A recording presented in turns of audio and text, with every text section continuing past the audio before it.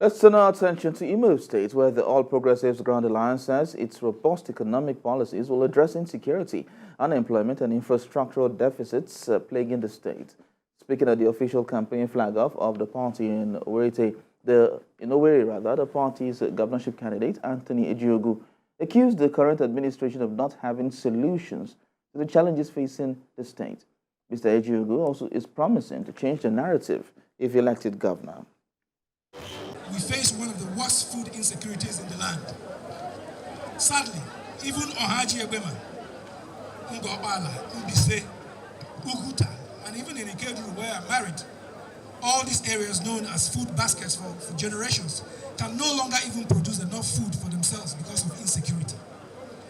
Therefore, we must set out to make food abundant again by making it safe for farmers to return to their farmlands, harnessing our agricultural potential fully, and making the right investment so that our people can have more than enough to eat. I remember that APGA had won it severally in Imo State, and due to one thing or the other, they didn't finally clinch it. But we're saying this is the time for good leadership. This is the time for us to get focused as a nation. The manifesto shows that he's going to have a progressive government in Imo State. And that's what we want. We want Imo State which works for the people of Imo State. Well, I have joining me on the news the governorship candidate of APGA in Imo State, Anthony Ejiogu. Thank you very much for joining us at this point.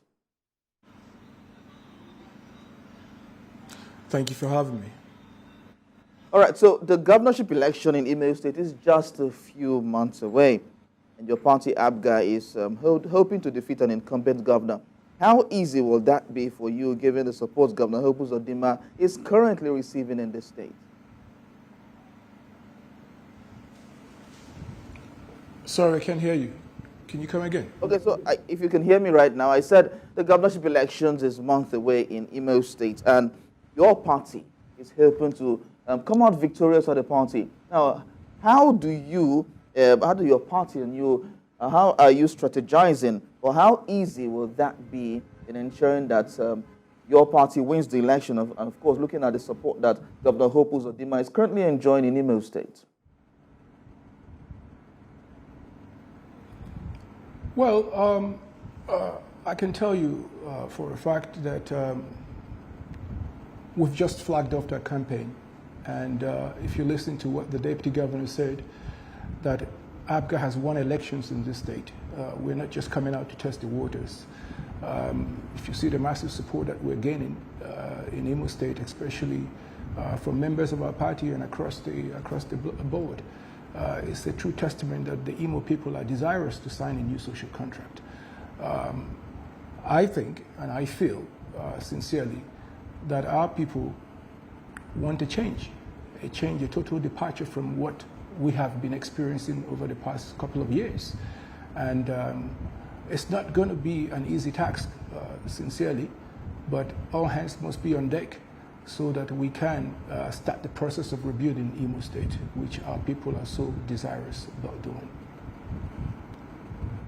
All right, so looking at all you have done and said, of course, during your manifesto, you said you will make Imo State the first knowledge-based foreign exchange earning economy. How realistic is that?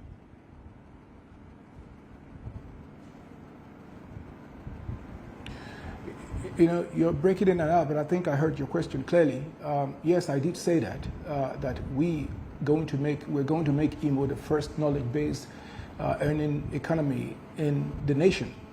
And we're not missing any words saying that, because we have the blueprint to actualize that.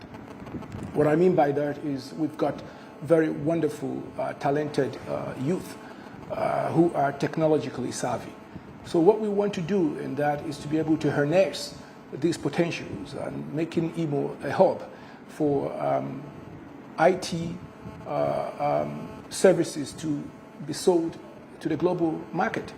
So we are going to set up tech hubs in the 3 senatorial zones we have in the state. And first of all, we must build the infrastructure backbone to support this, which is having what you call the fiber optic cable lines laid so we can have a super broadband to support this curse. train our youths in programs like the project management, agile, scrum, and all that.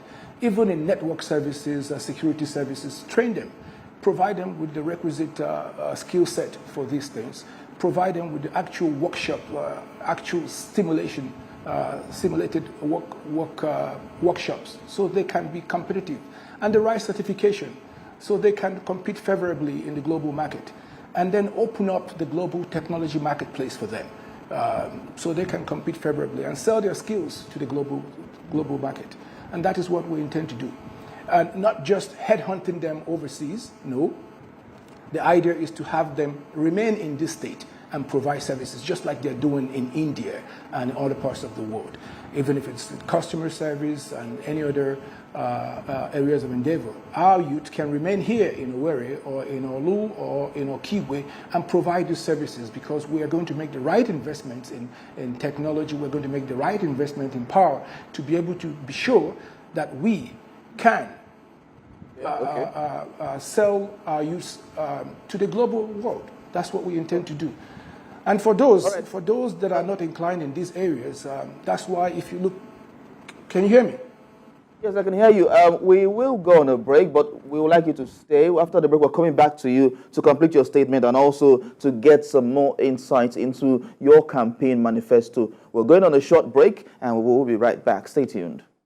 Thank you very much for joining us. We're still talking with the governorship candidate of the All Progressives Grand Alliance, APGA, Anthony Ejiogu.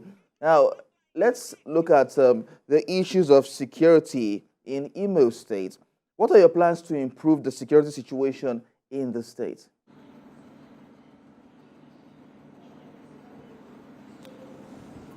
Well, we have a lot of plans to do that. But first, if you look at my manifesto, I think the first thing that we must do is to fix the fundamentals.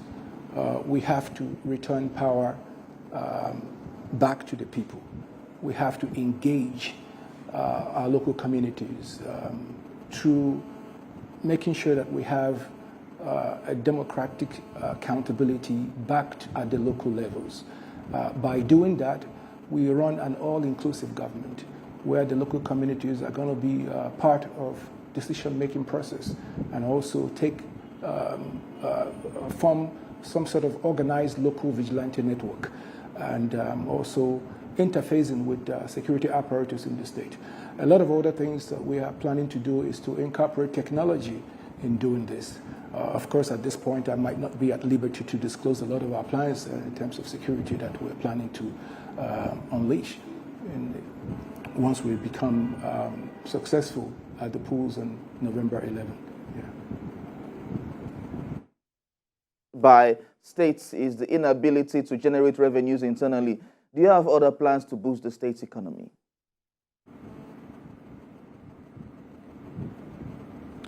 I'm really having a hard time hearing you, but I think your question is about the IGR, right?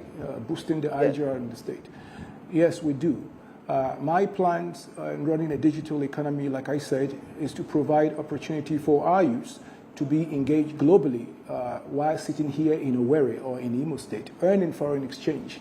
That one is going to also boost the IGR in the state. Secondly, with the agro revolution that we plan on doing, it's going to create a lot of ancillary services, both in processing, both in marketing, both in packaging, and all that. That is going to grow the IGR massively and provide opportunities for our youth to get engaged, tap into other business services that they can provide. Also, we are going to look at investment in power, in the power sector. Fortunately, the power generation has been removed from the exclusive list of the federal government. So we are going to look at alternative power, off-grid power supply in renewable energies. Now, marketing and retailing power alone is going to provide a lot of backward integration services, which people are also going to provide these services. That is growing IGR in the state as well. So a lot of all these things, the idea of growing IGR is money that could have been spent anywhere else would be spent here in Imo State. That's the idea. We have a plethora of ideas to growing IGR, especially in the agro sector that we're going to harness our agro services here. All right, governorship candidate of APGA in Imo State, Anthony Ejiogo, thank you very much for talking to us.